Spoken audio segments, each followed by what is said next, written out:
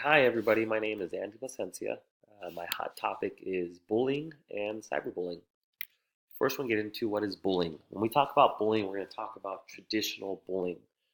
Traditional bullying is seeking to harm, intimidate, or harass a certain victim.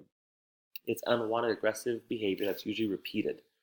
There's three types of traditional bullying. There's verbal, physical, and social. Verbal is teasing, name calling, inappropriate sexual comments or comments about someone's appearance, taunting, and threats to harm. Physical is more like hitting someone, spitting, pushing, kicking, pinching, tripping, or even taking or breaking someone's things without permission. Will also include hand gestures in physical bullying. Social bullying is leaving someone out intentionally, telling others not to be friends with someone, spreading rumors or embarrassing them in public.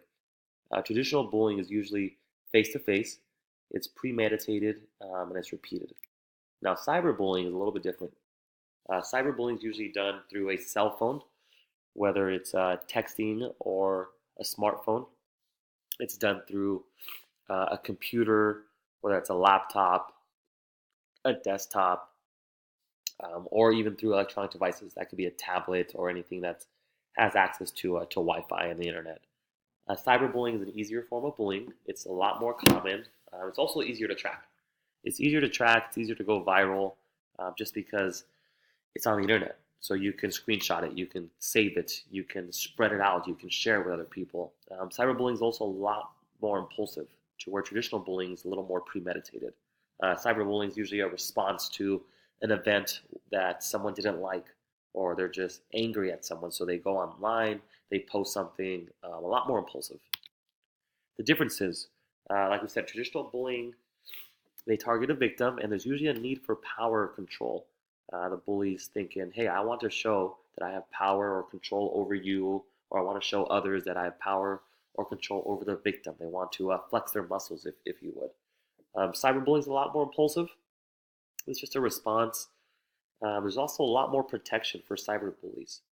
They can say, well, that wasn't my intent. The intent is very difficult to read. A lot of us have received text messages where we thought it meant one thing, but it meant something else. Cyberbullies can also say, well, that's not my account. Someone hacked my account, or it wasn't intended for that person. It was just a joke. To where traditional bullying occurs face to face, and there's a lot more aggression. With traditional bullying, you can't really say, well, that wasn't me. That's not me. That's a different identity. No, it's face to face. It really happened. That person was there. So it's a lot easier to cover your identity with cyberbullying, not so much with traditional bullying. So who's a bully? Well, a bully usually has a tough life at home. They usually lack attention, whether it's at home or with friends. And it's usually a learned behavior. This learned behavior can be through an experience of bad upbringing. It could be from watching violent movies, or it could be from playing violent video games. Well, who gets bullied?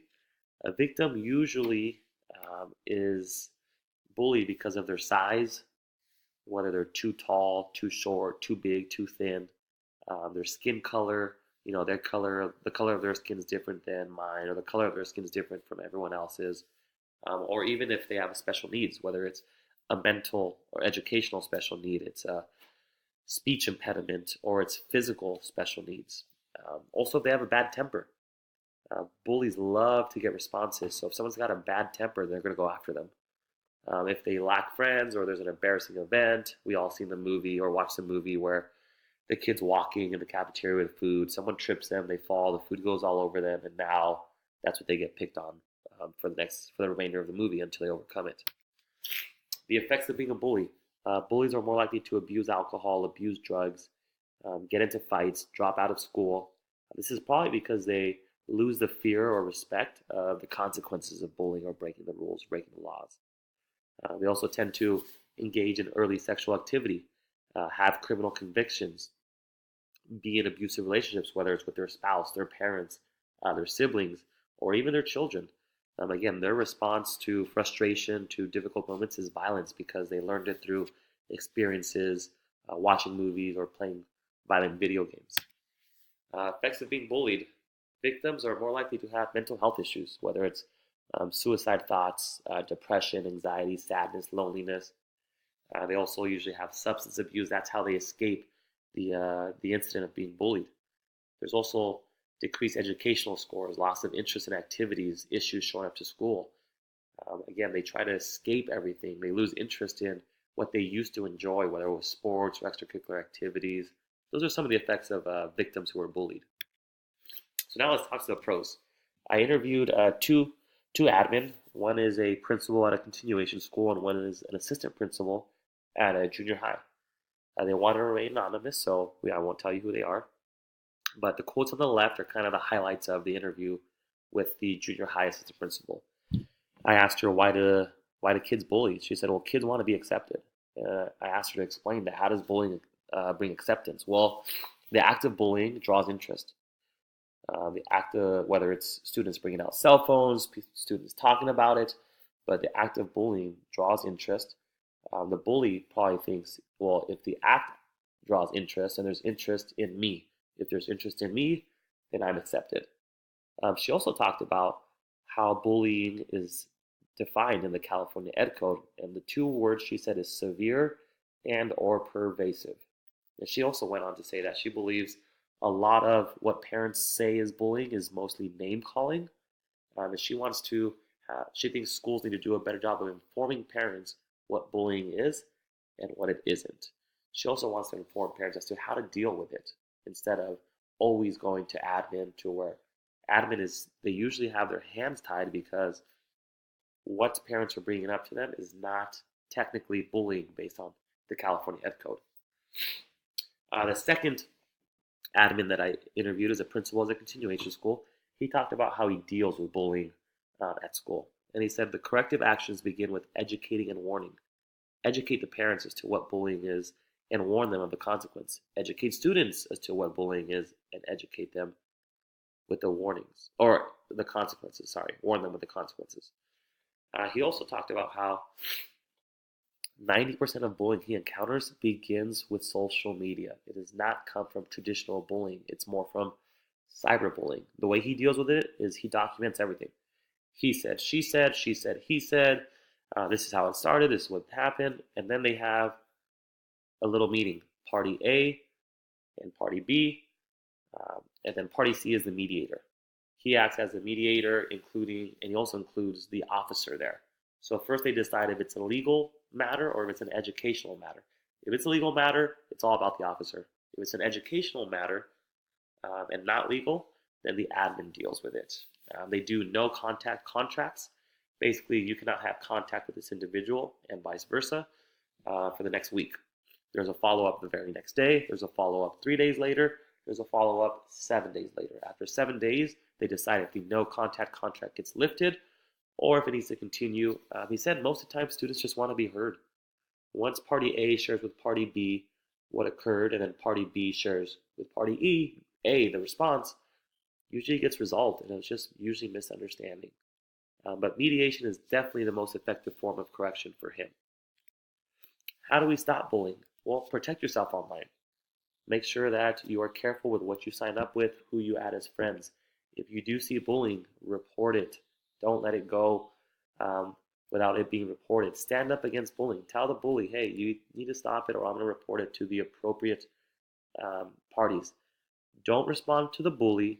Respond to the appropriate parties. And then also be careful with what you post. The internet is not as safe as everyone thinks it is. You can screenshot, you can record, you can save it. It's a lot more permanent than people actually think. And the last one is follow the golden rule. Do to others what you want them to do to you. Treat others the way you want to be treated. So here's a cool video that I really, really enjoyed, and I wanted to play it for you guys. This is Jeremy Anderson speaking to a school. People suffer. People are struggling. We human. And what I want to challenge you to do is to own that and say, you know what, I am human. And I do struggle with some things. And I'm not perfect. And I do need help. Then I want to challenge you to get the help. And then I want to challenge you to be the help. Now, when I say be the help, what I mean when I say be the help, I want to challenge you to say, you know what? I see someone that might be suffering. I see someone who might be sitting by themselves. I see someone who might be in a really rough position in life. I see someone who might need some help. I want to be that person that can reach out to them. That person that can say, hey, are you okay? Hey, what's going on? Hey, is there anything that you need? Like, you've got the power to save a life. You've got the power to let people know, like, hey, it's okay if you're hurting. I'm hurting too. We are human. Like, that's what's special. So just for a moment, think about it. You could be sitting next to someone right now, whether you know them or not, and they came to school and they're smiling, and it's like everything is cool and everything is great. But the reality is, like at home, you don't know what they dealt with. You don't know what verbal abuse, what physical abuse. You don't know who's been molested, who's been hurt. We talking about real life now. Like, you just don't know, like, what your classmate might be going through. And you know what often happens is students, some of you deal with all of this stuff at home, and then you come to school hoping to find a little refuge, and you come to school and then you come across that insecure bully. And the reason why I say insecure bully is because everybody knows by now that if you're a bully, you're dealing with some insecurities. I mean, what type of human takes advantage of or picks on someone that's smaller than them? Like, what type of person will make someone else feel bad so they can get a few laughs and feel good about themselves? What we need in our country today is people that will say, you know what, I will not pick on those who are less fortunate or who might be different than me. We should embrace our differences, our personalities, different cultures, different styles. Like, we should embrace that. Like, who wants to all be the same? But when we start speaking life and we start affirming and we say, I'm not going to pick on you just because I don't understand you. I'm not going to make fun of you just to get a few laughs. Like, you just don't know what they could be going through, and they came to school and you made it worse. So you know how we can reverse bullying? You know how we can destroy that? Because maybe you're not the bully, right? Like, maybe you're not the person that does the cyberbullying, or you're doing. Maybe you don't do that, but are you the person that likes it? Are you the person that at school, when you see it happens, you laugh because you want the cool person to accept you? What happens when we say as a school, we say, no, here at Arcadia, we don't do that. I'm gonna speak up and say, hey man, that's not cool. Hey man, that's not right. You're not gonna let. You can either not laugh, or you can speak up and use your voice and say, hey, that's no cool. You know why? It's because if you were that person getting picked on, you would want somebody to speak up for you. It's just the golden rule. We just want to do for other people that we would want done for us. I think like some of those things, character-wise, that's going to take the school to a whole nother level. And that small population that might be struggling, trying to figure some things out, you're going to start breathing life back to them. And maybe you're not strong enough and bold and courageous enough to say, hey, that's not right, that's not fair. But maybe when it's done, maybe then you go to that person. Maybe then you go to that person and say, hey, I'm sorry that happened to you. He's a jerk, don't pay him any mind, don't pay her any mind. Listen to me, and those of you leaders at the school, those of you here with influence, you've got the good hair, you know what I'm saying? You got the great lashes, whatever, you got the great tan, you play sports or whatever, you got that height, you got your personality, you feel like you're just so cool. Like, you got influence. Like, what if you say, hey, this is my special power, and what I'm going to do is I'm going to use his influence to help shift some things for some other students. I'm going to take my stature, I'm going to take my height, I'm going to take my cool, my little popularity as a freshman, sophomore, whatever. I'm going to take this and I'm going to use this to help someone else feel better. I feel like when we do that, my young friends, that's when our school, that's when our city, our state, our country, the world becomes a better place. You have what it takes. And there's a lot of pain, there's a lot of poverty, there's a lot of struggling in this world. But we've got something better.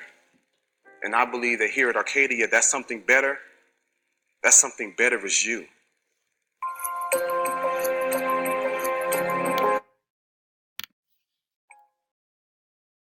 Well, thank you guys so much for your time, and that hopefully you guys enjoyed learning a little bit more about bullying and cyberbullying.